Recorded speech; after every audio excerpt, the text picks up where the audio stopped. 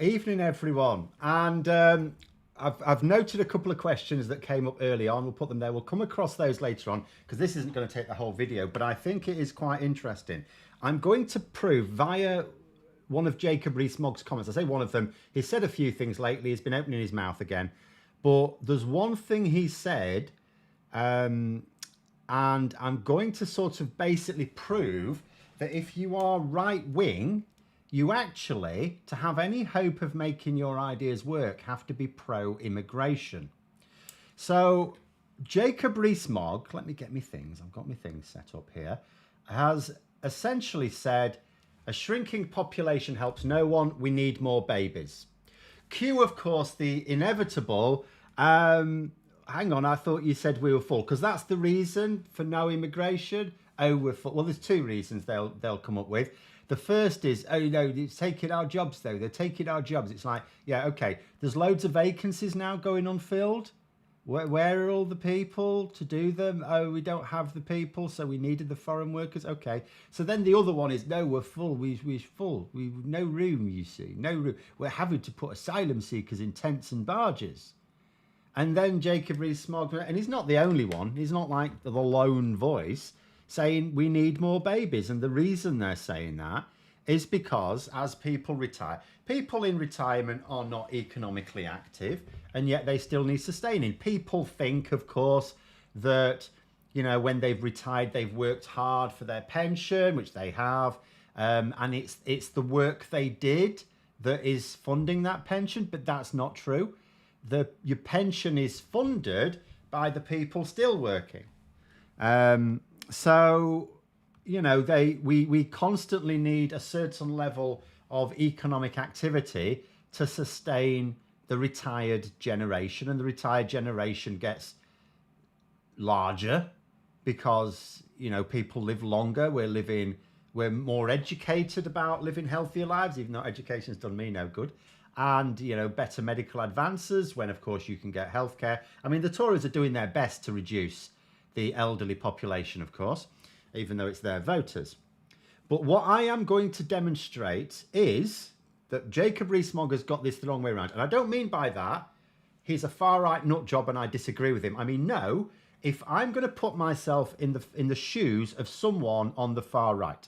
Okay, when I say the far right, just to be clear, I mean right, left and right wing as in economic ideas, right? So economically to the right, which means I am in favour of a small state, low taxes, low, you know, states should not be providing lots of public services, low costs, low public spending, all that, okay?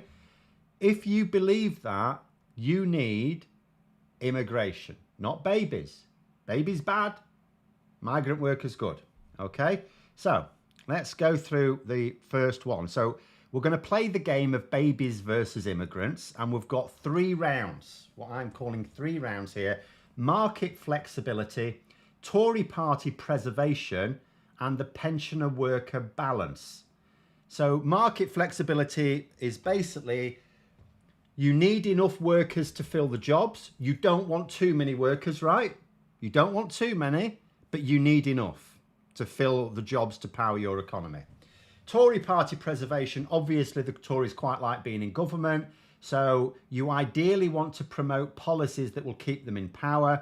And then the pensioner worker balance, obviously the more pensioners you have, the more workers you need. So if you want to sort of keep the overall levels down, you need to try and reduce the pensioner population. Now, the way the Tories do that is by trying to kill them off, but there's a kinder way, even if you are on the right wing. So, Mark's already having a pop at my pronunciation of southern towns immediately. I will just say off the bat, though, when I did that video on Nadine Dorries, so Flitwick apparently it's pronounced without the W, I actually had one of the town councillors make a comment on the video. He was one of many who corrected me. There we go. Right, so let's look at market flexibility. So you imagine the situation, you need enough workers to fill vacancies. We have a lot of vacancies right now, hundreds of thousands going unfilled. We can't fill them, okay?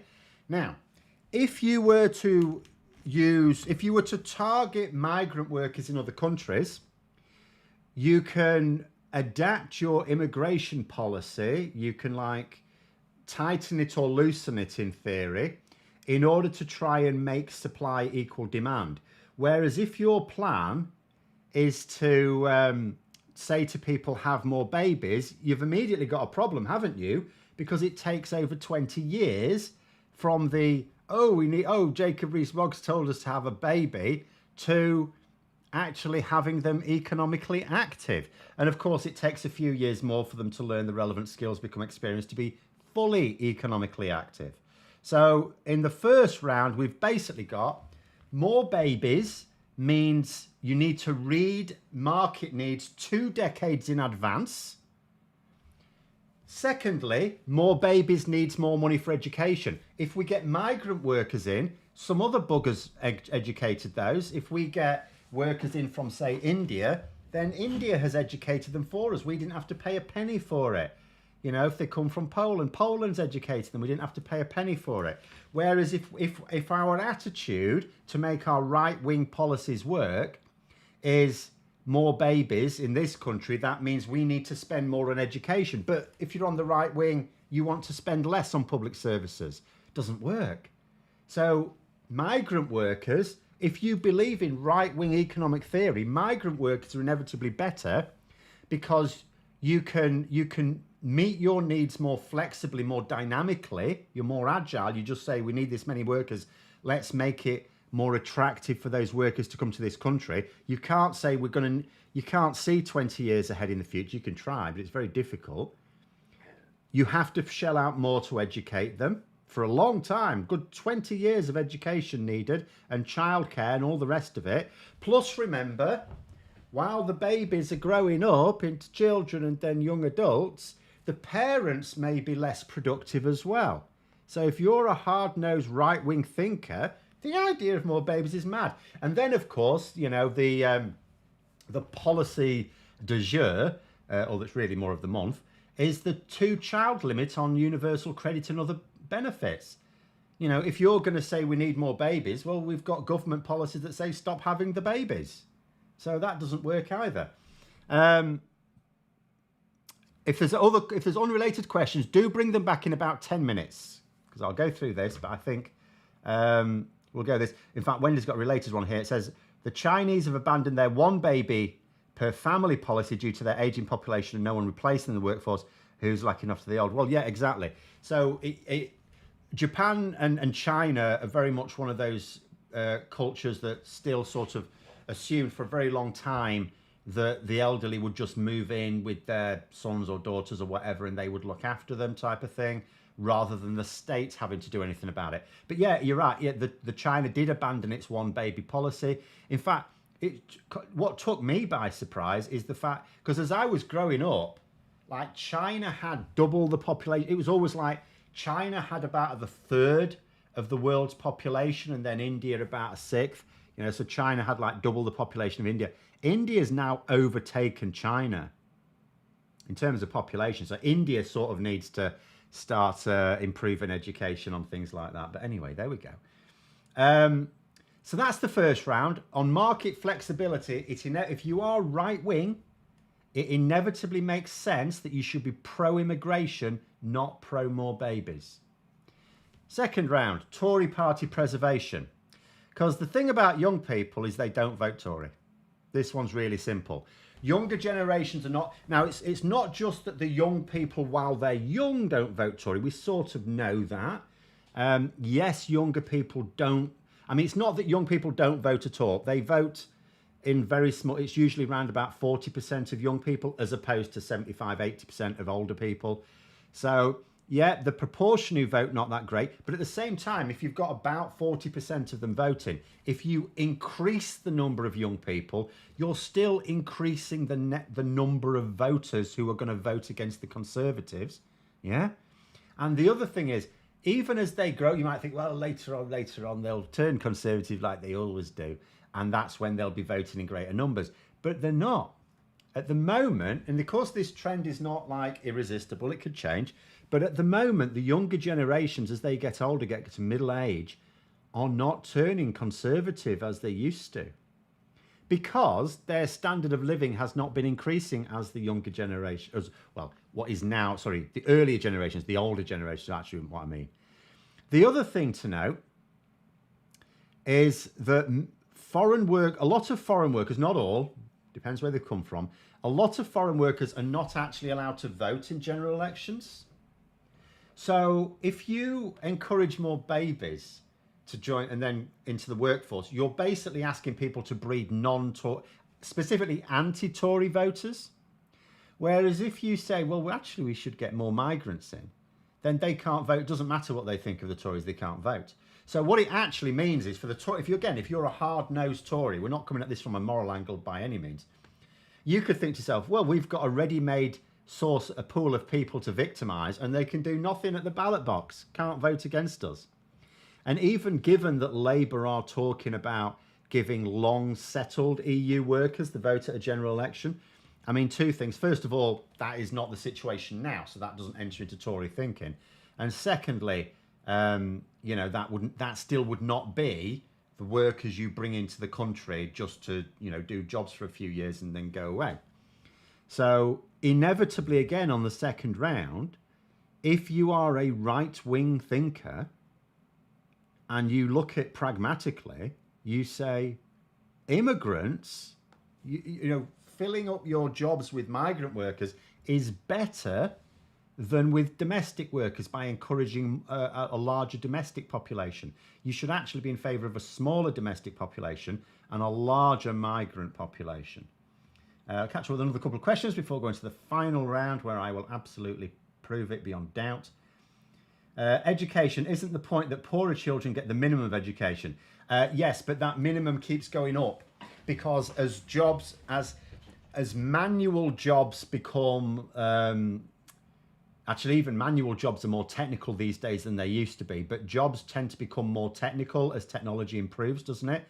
So you need a higher level of education. Yes, it was always said, I mean, Michael Foot famously said this, but I don't think he was the first to say it by any means. There's a number of left-wing thinkers that said the same thing, that essentially, particularly a conservative government, they want to educate you just enough so that you can operate the machinery of state, but not enough to critically think.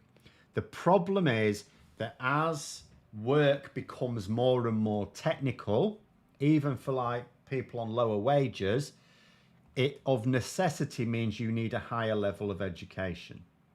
So now, as we keep going on, I think this becomes more of a problem. Do I think the UK population could hit 100 million? Of course, in time. I mean, it's not going to happen overnight, but of course it could. I mean, you look at Japan. Japan's just a few islands. It's got, over 200 million? The UK could well split before that, but most of the population is in England anyway. It is, yes, indeed. But, we'll have to see. We're an island. In 100 years' time, we may be underneath the sea.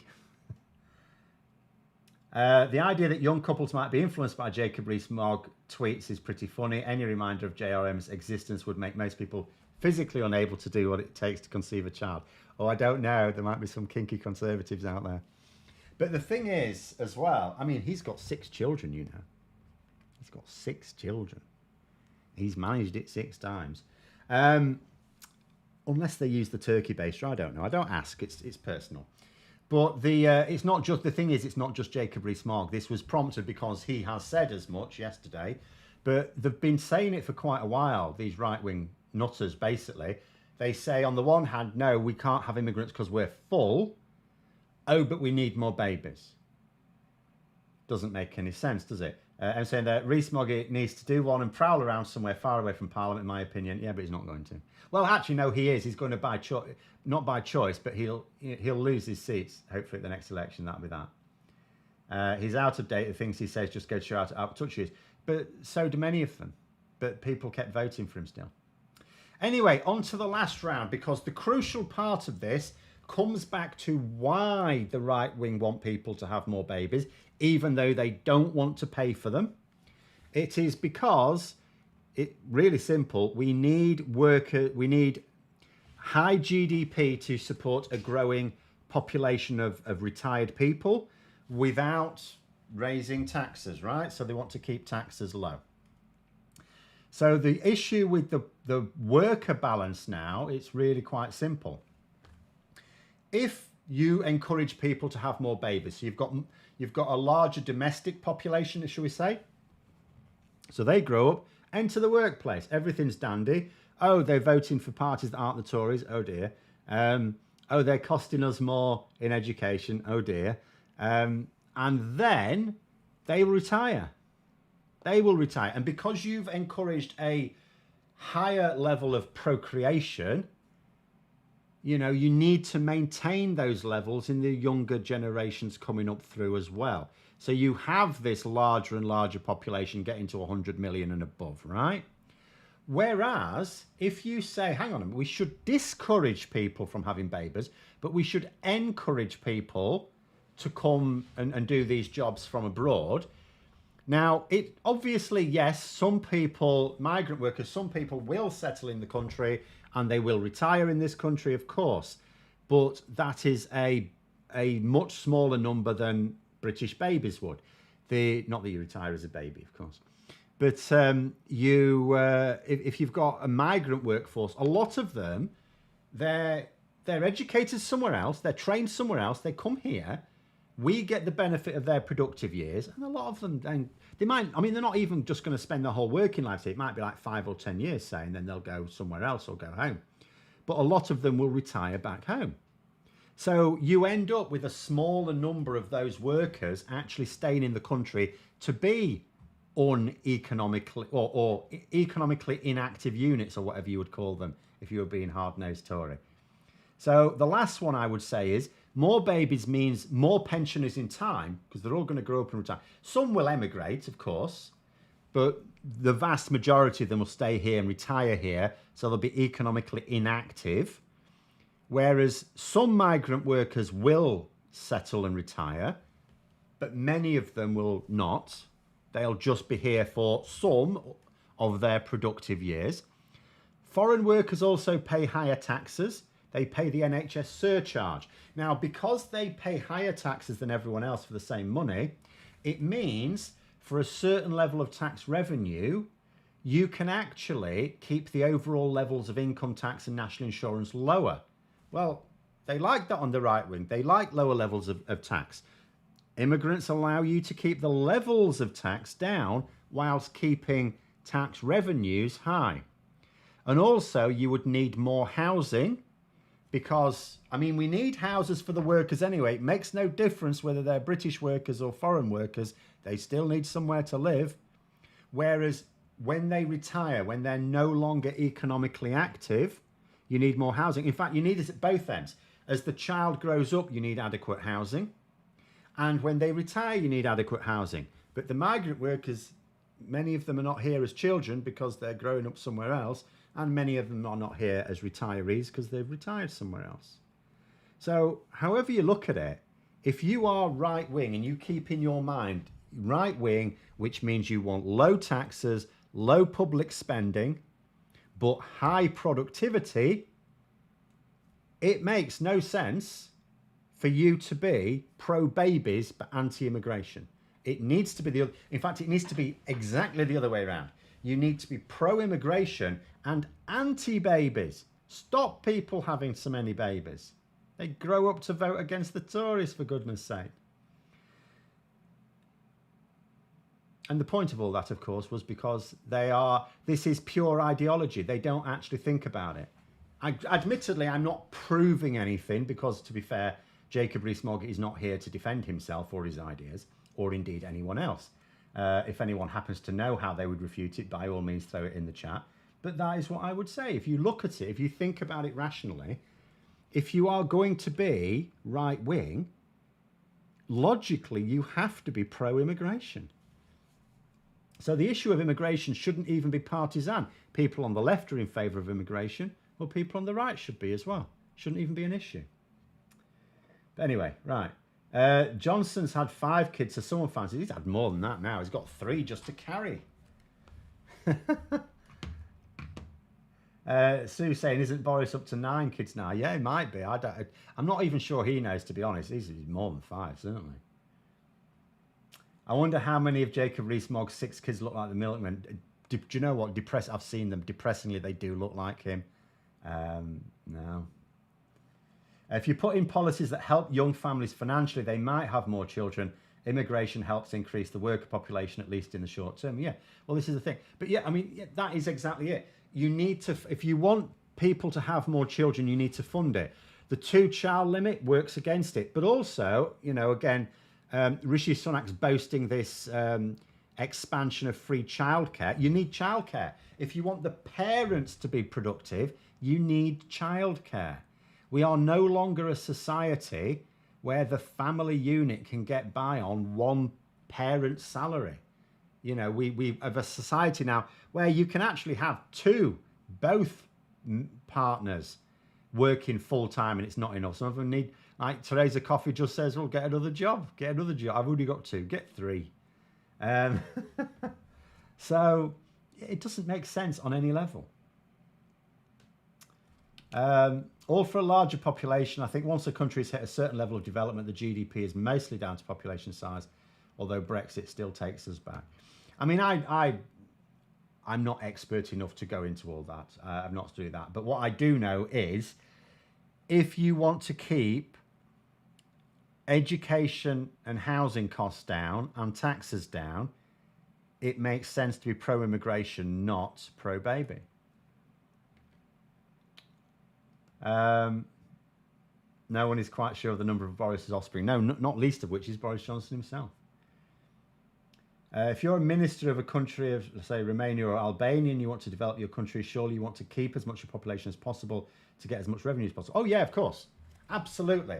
You know, if you in any country, if you are paying to, you know, the first 20 years of life, the state is heavily subsidising you, and it would quite like a return.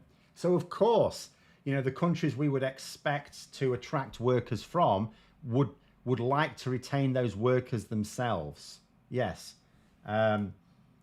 Indeed, we've seen it with Poland, haven't we, while they've been in the EU. Their economy improved, fewer Polish workers, because initially a lot of Polish workers would go, well, we can get more money. We can now travel freely in the EU. We're going to get more money in other countries. That is happening to a lower extent now, because Poland itself has more opportunities as its economy has grown in the EU. So of course you want to retain your own. You don't want to pay for someone for 20 years in terms of, you know, childcare benefits, education, housing, whatever else, just to see them go off to Australia. But at the same time, you know, that is what, you know, like life is a rat race anyway, and international politics is of course a rat race. The wealthier countries are the ones who consume resources from elsewhere.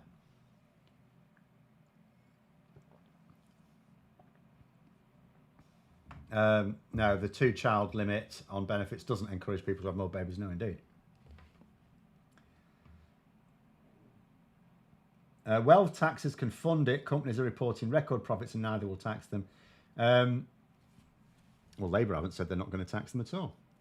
Not sure where you're getting that from. But that's not the same as a wealth tax, of course. Wealth taxes are very tricky. I am in favour of wealth taxes, but I will always say you will never generate as much as the people who've done a calculation will say you will. Is JRM's argument for more babies linked to his anti-abortion views? He doesn't himself link them.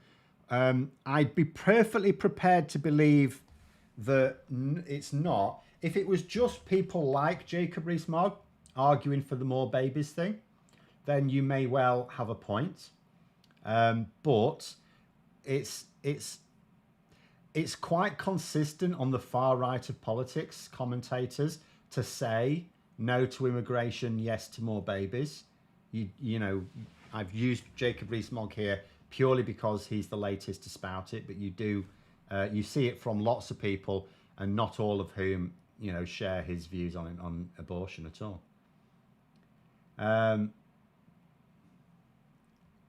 Right, let's go through some other ones then. So it says, why is Sunak bending over for Farage when people are in a cost of living crisis and struggling to pay their rents and mortgages? It's difficult to know for certain, but what Rishi Sunak seems to have done since the by-elections is he's decided to target the sorts of voters that Nigel Farage appeals to. So from Rishi Sunak's point of view, he thinks he gets two benefits from this. First, it's a nice little distraction.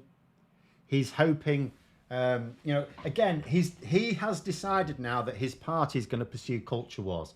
He's now, some people are describing it as rolling the die. He's gone all in as far as I can tell.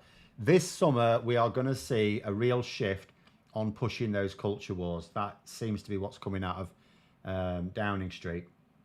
So and that's a very small pool of people he can appeal to. He needs to appeal to the people that support Nigel Farage. So he thinks by supporting Nigel Farage, he appeals to those voters. The problem is it's quite a small pool of voters. They tend to be mostly concentrated in seats he's not going to win anyway. And he's actively pissing off voters in seats that he needs to fight for. So I think he's getting it very wrong. But I also think that is the reason why. I just honestly think they're getting their strategy very badly wrong. They really are getting it wrong. Right wing also usually means socially conservative and probably a bit more xenophobic, which trumps the free market for many of them. Cameron went the other way, but there's the revolt. Well, yeah, I mean, you do have to be careful not to mix it up too much because, like I said, you can be very far right economically and very liberal socially. And you can be very far to the left economically and very authoritarian. I mean, Trotskyites, for example. So, we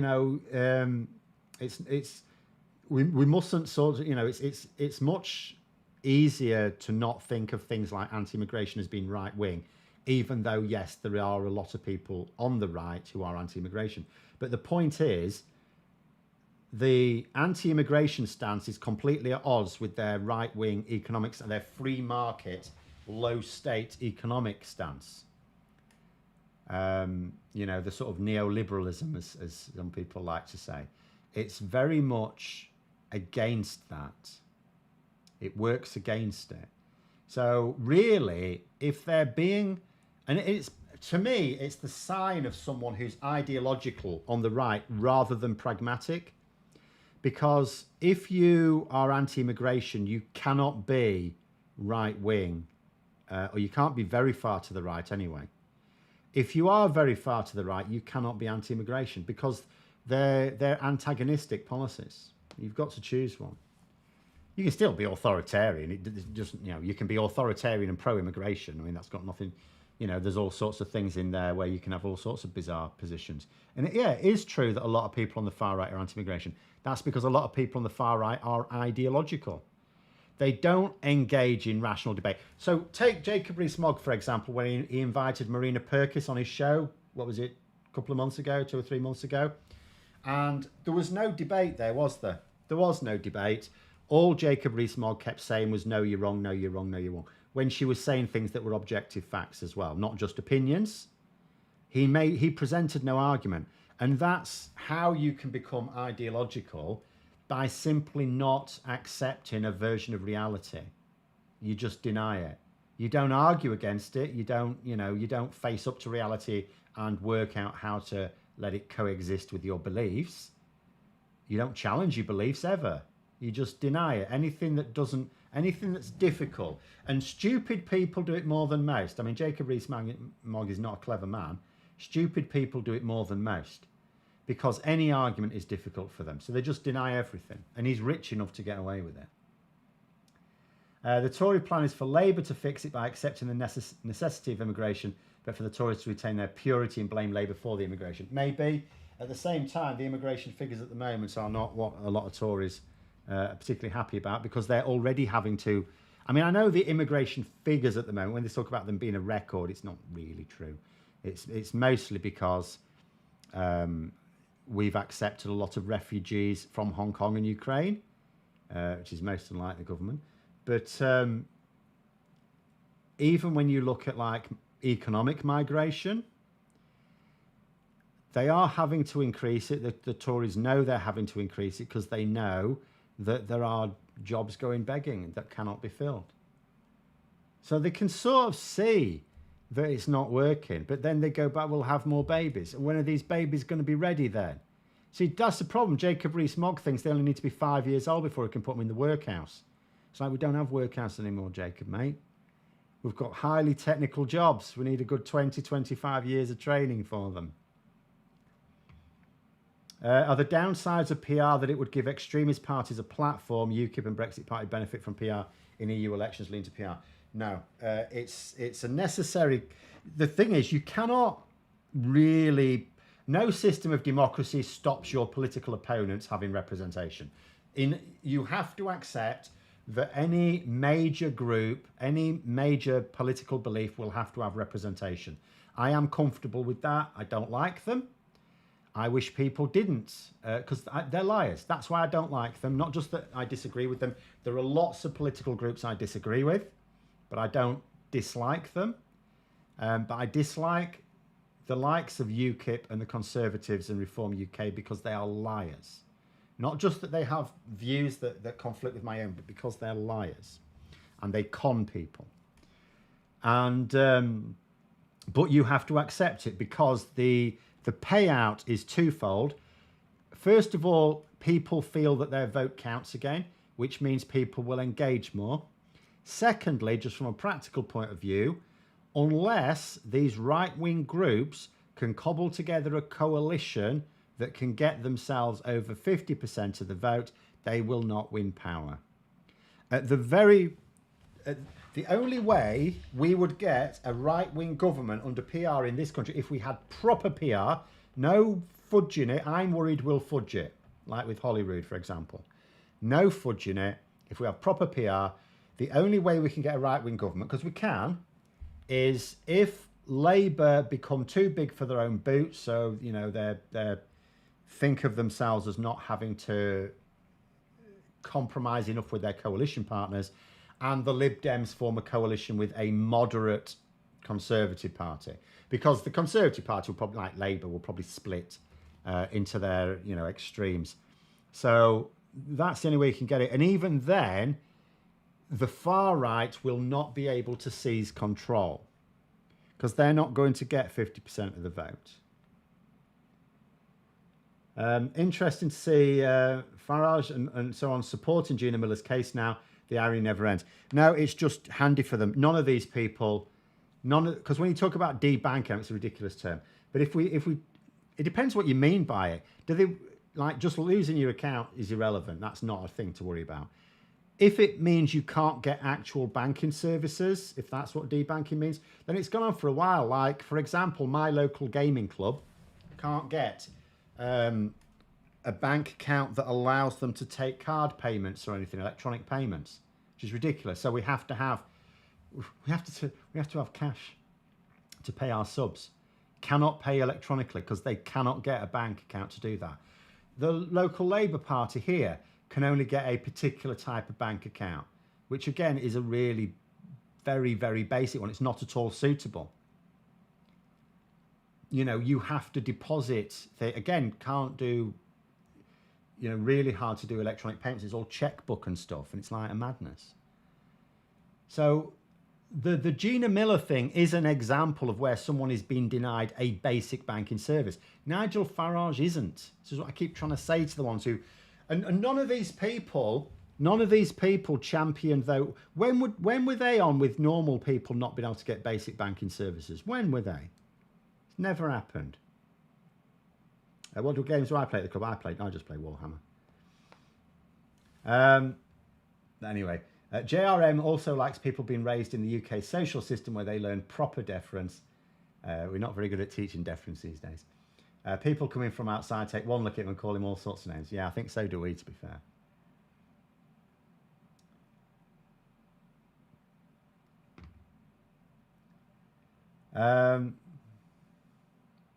Do you want me to send your video on the current nuances of Tory madness to my Swedish MEP? Thinking of doing that? I don't know.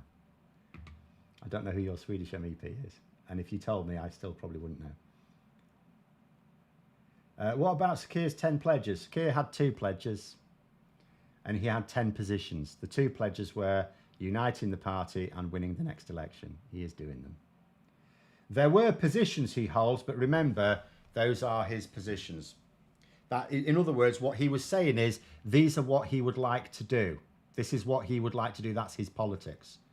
But at the same time, he doesn't get to do anything if he doesn't win power. So it doesn't matter what he wants. It matters what voters want. And when I say voters, I mean like the few 100,000 voters that are actually going to decide things. Saw a documentary some time ago about people cloning. Yes, apparently it's a thing. Wonder if this is a route the people in power would take to create a workforce. I don't think some of these people have any boundaries at all. I don't think. They don't understand. I mean, if you just look at the online harms bill, for example, they don't understand technology. They don't understand ethics. And many of them, because bear in mind, there's a lot of people in the general population who lack empathy. Now, here I will put a hypothesis towards you. So there are lots of people who lack empathy, right? You know, it's not a majority, but it is a large minority of people completely lack empathy, yeah? What I would suggest is this. If you come from an ordinary background, you may struggle to get on in life because you don't build alliances, you don't build like networks and so on very easily. Some of them can end up in positions of power in management because, you know, they're single-minded and don't give a shit who they tread on type of thing. But by and large, I would argue if you're from an ordinary background, people without empathy aren't likely to build up a large following or, you know, achieve much in the way of personal power. Whereas if you're very wealthy and you've had a privileged upbringing, you don't need that. You get it by dint of your privileged position and wealth. So I think when you look at the Conservative Party, I think there's a hypothesis that there's a larger proportion than most of ones who lack empathy. And I think we can see that with some of their, their policies. Farage wasn't debanked. He was offered a commoner's account and cried. Exactly, yes, precisely. And I was absolutely fine with it until Rishi Sunak started sticking his size 10s into it. I was absolutely fine with it because what can he do? Nothing. Just rage in the press. That's it. Nothing. Rishi Sunak is the one who has caused the damage. What armies am I playing? All of them. Almost all of them. A checkbook still a thing? Yes, if you have a bank account that doesn't let you make other forms of payment, yes, checkbooks are still a thing. I think Farage has created a new word. I can't find a definition. Yeah, well, of course he's created a new word. I mean, in a way, it's fine. You can do that. You know, English is flexible enough to do that. The problem is when you make up a new word and no one's quite clear what you mean. Does debank mean not allowed any banking services? Or does debank just mean someone closed your account, your one account, and you could have got another one? You know, so we're not really sure. Can't our Labour Party get an account with the Co-op Bank? I'm not sure who the way. I'm not. It's like my partner was the treasurer. I think it might be the Co-op Bank, ironically. I say ironically, not that ironic. But they can't get an account with any like major level of. They can't get like a normal business account. Em's saying, no idea if I've mentioned this before, but RE Gaming, my favourite video games are The Sims 4. Yes. I have very little time to actually play video games these days. I used to. I'm doing quite a lot on the channel now. Obviously, I'm doing the extra videos at the moment. They're not set in stone, but at the moment. But I'm also trying to get more into sort of campaigning. As people know, I do a bit of stuff on the Labour Social now. But I'll be leaving the house twice this autumn. I don't really leave the house. I'm going to be going to the National Rejoin March in September if I can get a train ticket. At the moment, I can't get one. Not a decent one anyway, so I'll wait a bit and see if I can get one. But I shall be aiming to go there. But I will also be going to the Labour Party conference. Not for the Labour Party conference as such. Graham Hughes is organising a couple of fringe events. So one of them is in the Labour conference centre, so only Labour members will be able to go to that. But another one is like at a venue 15 minutes walk away. So we're doing like one event on the Monday and one on the Tuesday in October. So I shall be leaving the house twice in the space of a couple of weeks. It'd be quite scary. After the recent court judgment at ULEZ, do I think that Sunak will be trumpeting the same arguments at the next general election in Uxbridge? He'll have to see how it goes. I strongly suspect. The thing is, by the time the general election rolls around, if it is next year, ULEZ has been rolled out, and people will see, particularly those Tory voters, they will see that actually it's not costing them anything. I have every sympathy, by the way, with the idea that the people who are paying are people who are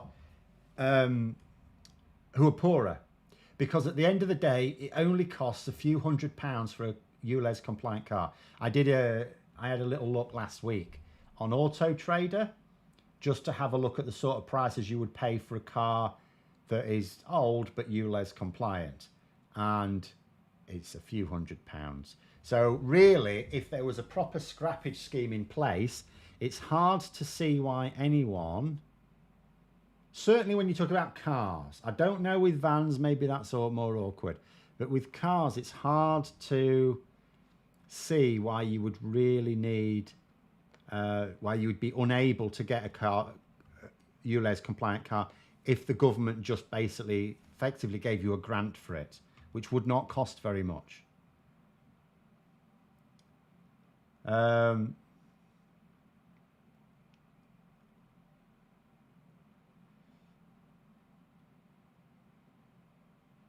Oh, right, John.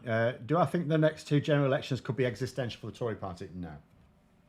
I think when you asked that question right at the start, I think someone did mention PR. PR would change the nature of the game enormously. That, if once it's bedded in, absolutely will split the Tory party. So from that point of view, yes. If we maintain the current voting system, no.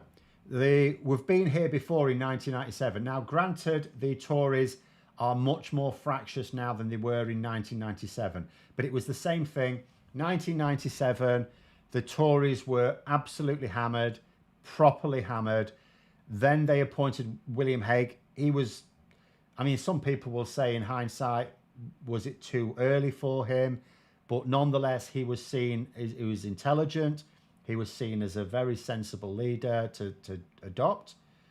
And yet, he was also hammered. And it was very much like, you looked at it back then and thought, the Tory party is all at sea. Because who did they then go for? Ian Duncan Smith. At that point, you just thought to yourself, the Tory party's got no future. But of course they did. They really hate losing.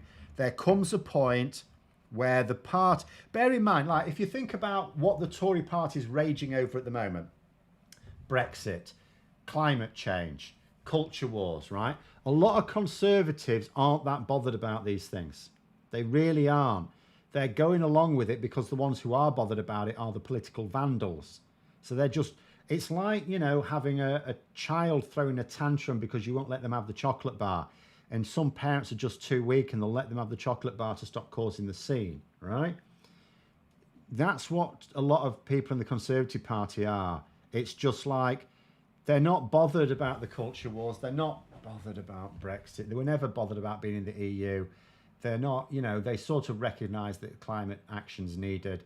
But at the same time, they're not that bothered about them either, that they will oppose it. So just let the toddlers have their way. There comes a point where once they see that it's costing them, you know, if after the next election they replace Rishi Sunak with a culture warrior and they lose the next election really badly as well, they'll have a rethink. They may go for someone else who's unsuitable. But there will come a point where they will say, this has to stop. There'll come a point where the sensible members of the party will say, that's it now, you are costing us, and they will elect someone sensible, and they will tell the idiots to sit down and shut up. They did it before, they'll do it again. The Tory party, it has the money behind it. It represents the interests of the very wealthy, the ones who are well connected in society, the real elite, not the ones Matt Goodwin makes up. So no, the Tory party, will always be there. The existential threat is proportional representation, but even then, the party will exist. It will just split. But with proportional representation, that won't be as big a deal for them. It will just mean having to horse trade with each other, and because many on the right wing are not very keen on compromise. How do you get that on the left as well? Who knows? We'll see what happens. But I think only PR will present anything like an existential threat to them. The Tories are not going to be wiped out. They may suffer their worst result ever at the next election, and they may appoint someone who's not helpful to their rehabilitation, but eventually they will realise that they'll never be allowed to fail by the billionaires. So eventually they'll realise they have to get serious. They'll start being pragmatic again, and they'll come back to power. Why did the unions boycott Starmer at the NPF? Over what? Which one?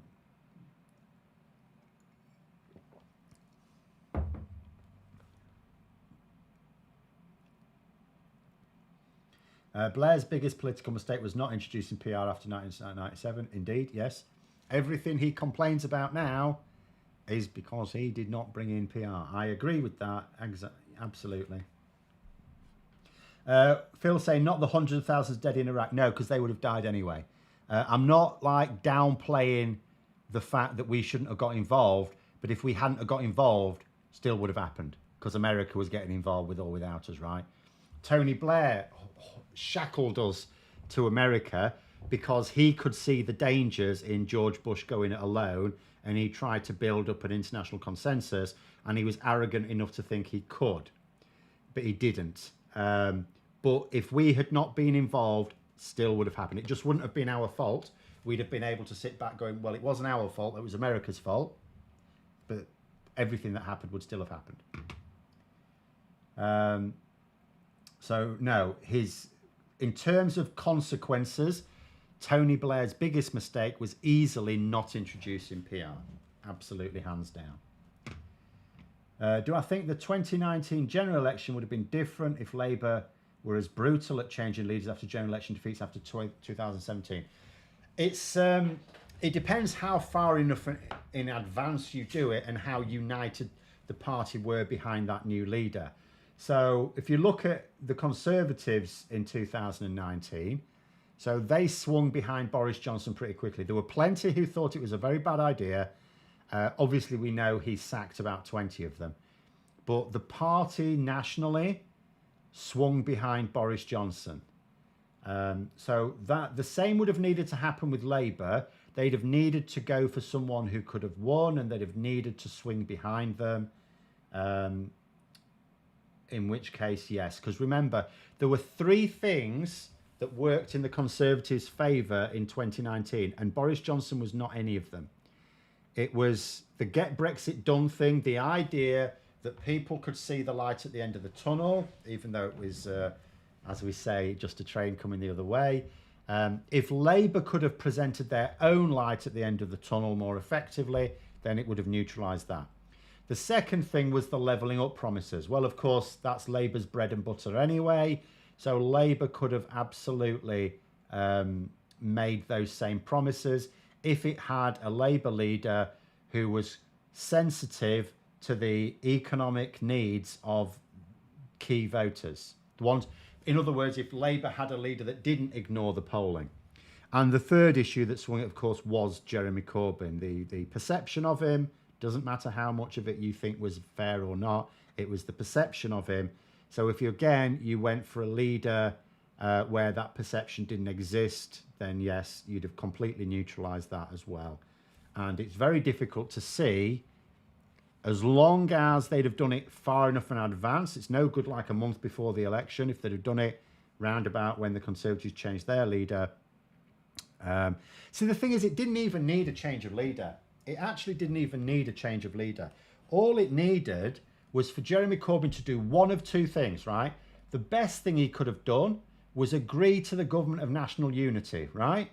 Boris Johnson was not Prime Minister. Simple as that. There was a majority of MPs willing to say no to Boris Johnson. They were willing, it was a coalition of, it would have been a coalition of Labour, Lib Dems, SNP, the Green MP, some independents, and 24 Tory MPs that would have said, we will unite around a government of national unity. They just wouldn't unite around Jeremy Corbyn. I said at the time they should have said, what's the beef with Caroline Lucas? Should have been. So it didn't need a change of leader from Labour. It could have just been that. And then what they could have done was gone for a people's vote, sorted that out. And then after that was done, as with, obviously at the time we didn't know about the pandemic, they'd have had to get through the pandemic. Then we could have had a general election, and what would happen, right? But it wouldn't be Boris Johnson. Boris Johnson would have been humiliated. He'd have gone to see the Queen. In fact, it would have been funny if, because I would say he would never have become Prime Minister because they would just tip the nod to the Queen that he didn't have support, right? But it actually might have been funny if he goes to the Queen, becomes Prime Minister for a day, then the next day vote of no confidence, right?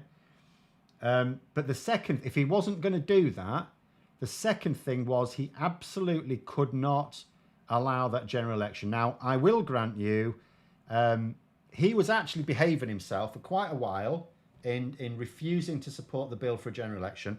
Then when the Lib Dems and SNP did it, obviously he had to support it as well, otherwise he'd look like he's running scared. Nothing he could do about that.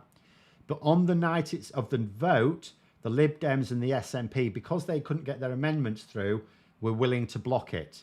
All Jeremy Corbyn had to do was tell his whips to whip MPs to vote against it. That would have been it. They should have kept Boris Johnson in his box. If they weren't going to replace him with a government of national unity, which was the best solution, the second best solution was keeping him without a majority in Parliament. So it didn't need Labour to change the leader. It just needed the Labour leader to be a pissing politician.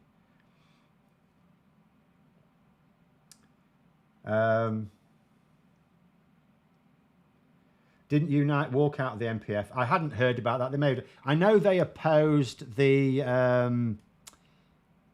policy of not promising unfunded policies, but there was plenty of other support for it. The thing is, with Unite, it's quite interesting with Unite. So I talk a lot about how Keir Starmer has to adopt certain positions politically. I think the same is true of Sharon Graham, I think you can get the impression of Sharon Graham that, she obviously doesn't get on with Keir Starmer and don't get on with Labour and stuff like that. And I think she's playing a political game herself, of course, because unions, obviously most union members you're in the union, because they need to be in a union. But the people who take part in the elections within unions are very political. And let's face it, they tend to be people on the hard left who can't really get anywhere in mainstream politics. So they use the union as a sort of surrogate political party. So Sharon Graham has to keep them on side, which is why I think because Sharon Graham, remember, her platform for becoming Secretary General was that she was going to, stop the political games and focus on what members needed, which I thought was a breath of fresh air. And I think she's actually doing that. I think she's doing that. She's just having to play a political game. I mean, look what happened with that vote in Unite, where they were going to decide if they carry on being an affiliated union. You think Sharon Graham supported the idea of remaining affiliated. She then later on said, we're putting Keir Starmer on notice. We expect improvements and stuff like that. But this was not the speech made by someone who was defeated. She supported it. She encouraged the members to vote to remain an affiliated member. So I think, Sharon Graham in Unite is just playing. Keir Starmer's playing to his crowd, which is the voters, the target voters. Sharon Graham's playing to her crowd, I think, a bit as well. I think she's playing a game of politics, is how I read a lot of her work. I mean, I don't know, but that's how I see it. It makes sense. If the Tories were ruthless, why did they not remove May after she lost their majority in 2017? Who with? That's the problem. The reason they backed May in the first place was because they thought she'd be credible. Um, they didn't want Boris Johnson ultimately, which surprised me. I thought Boris Johnson had enough support. He didn't. So, they didn't want Boris Johnson. Who to support? It's a bit like now. They have Rishi Sunak now. Okay, Rishi Sunak seems to have his supporters within Parliament, but I don't think he's anyone's idea of the perfect political leader. He was just the best of a bad job. It's like when they got... The reason Boris Johnson hung on for so long, because who do you replace him with? That was what Tory, according to correspondence, that's what Tory MPs were saying. There were some Tory MPs going, we need to get rid of him. Certainly after December 2021, when he lost North Shropshire, one of the safest seats in the country, been Tory for 2 centuries. Napoleon was being a cheeky chappy when they first won that seat. They'd held it consistently for 200 pissing years. They held that seat longer than a pissing giant tortoise lives. And then it was gone. And it was not even a tight contest. It was swept away. And the Tory MPs there and then saying, we need to get rid of him. This is toxic. We need to get rid of him. And there were other Tory MPs who were basically saying, who with? Who do you replace him with? Because Rishi Sunak was not seen as a great option. Liz Truss was not seen as a great option. They had no great options. They eventually had to get rid of Johnson because what happened was 6 months later, the same Tory MPs were saying, who do you replace him with? And the response came back, anyone. Larry the pissing cat. Anyone. We have to get rid of him now. And then, so it was the same situation in 2017. You might look back and think, well, the Tories had a more balanced party then. There were surely more competent ministers. But it doesn't necessarily mean that there were any great leaders waiting in the wings. They knew that the main danger would be that Boris Johnson would win a leadership contest. So they wanted to avoid that. Speaking of Unite, someone's saying Howard Beckett's just a grifter. His tweets are ridiculous. He absolutely is, yeah. Do you know what his plan was if he'd have won? He wanted to use union money to make himself a vanity TV station. Why did Corbyn not agree an anti-Brexit pact with Lib Dem, SNP and Greens in 2019? Because he's not anti-Brexit. Really that simple.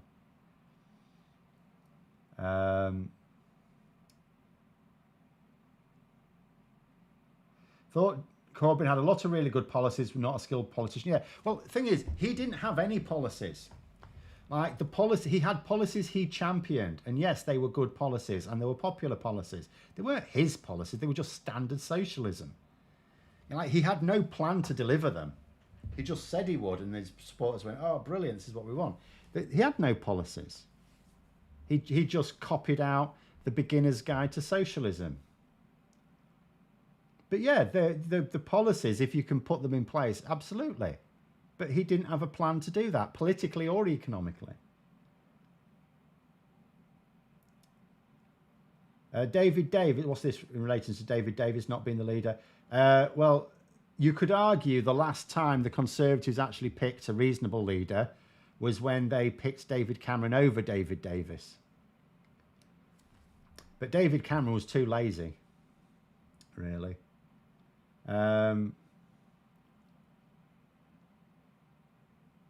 Did I see Starmer's car crash interview and phone in with Nikki Campbell on 5 Live? No. But it is interesting, isn't it? I think the last week, Labour have been getting their messaging quite... It's like they've got themselves into a tizzy somehow. And I don't know why. I know, losing Uxbridge and South Ruislip was disappointing. But it is like that, just the week that's followed, they've just panicked. They'll get away with it because, if anything, the Tories are making a much bigger mistake. Really, Rishi Sunak deciding to rein back on climate action is a huge mistake. Huge mistake. But yeah, I haven't seen that particular one, but no doubt I'll come across it at some point. But I would say that Labour's messaging over the last week has been disappointing.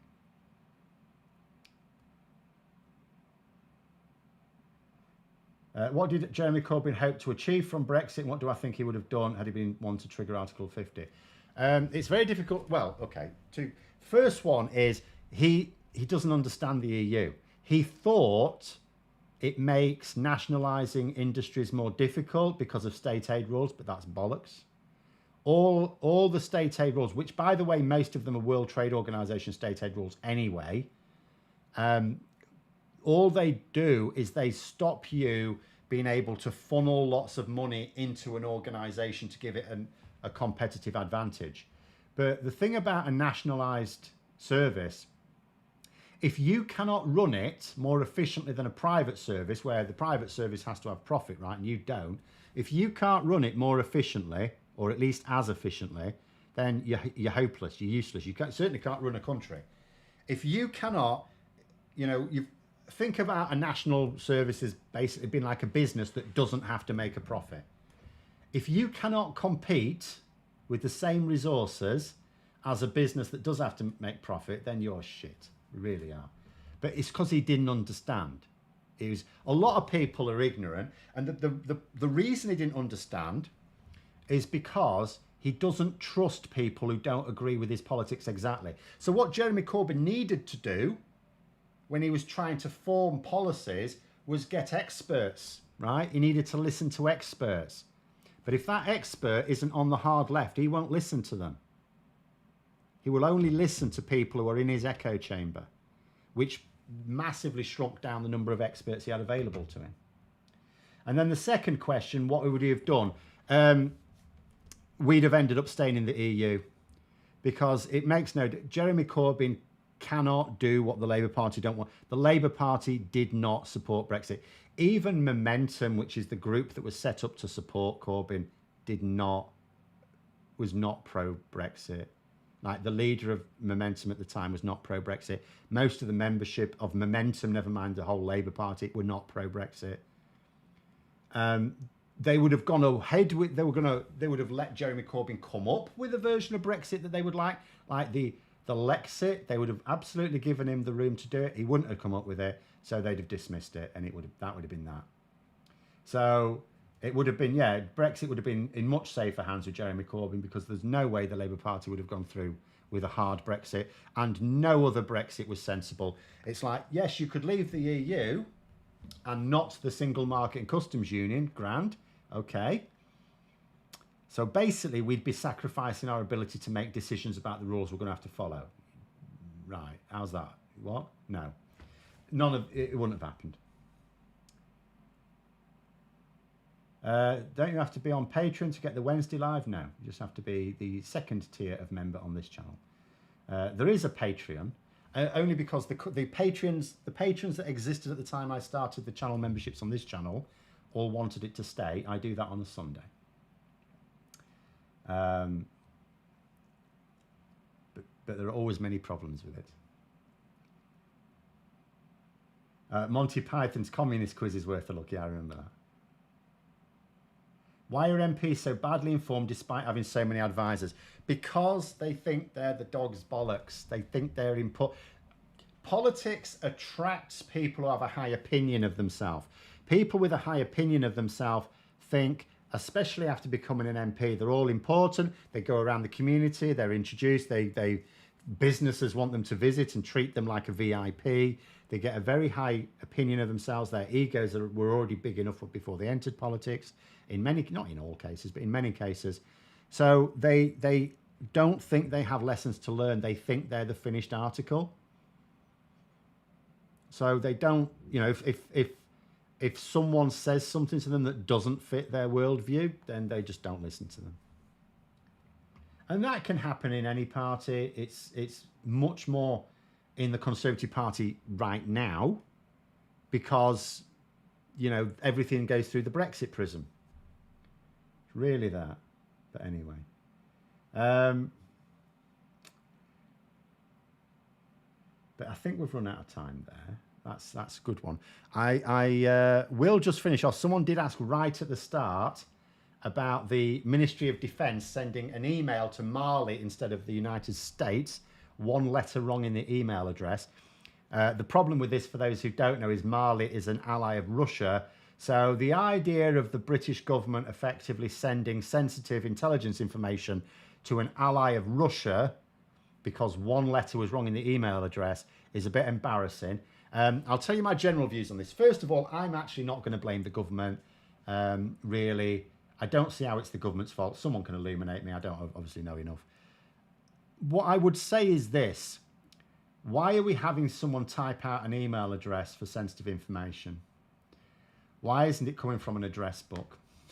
That's what I would say. Given the importance of this, that you can type, anyone can mistype something, right? Anyone can do it. It's easy. It's nothing to do with intelligence or competence. Given the seriousness of it, why do we have a standard system of emailing, like the Pentagon or wherever?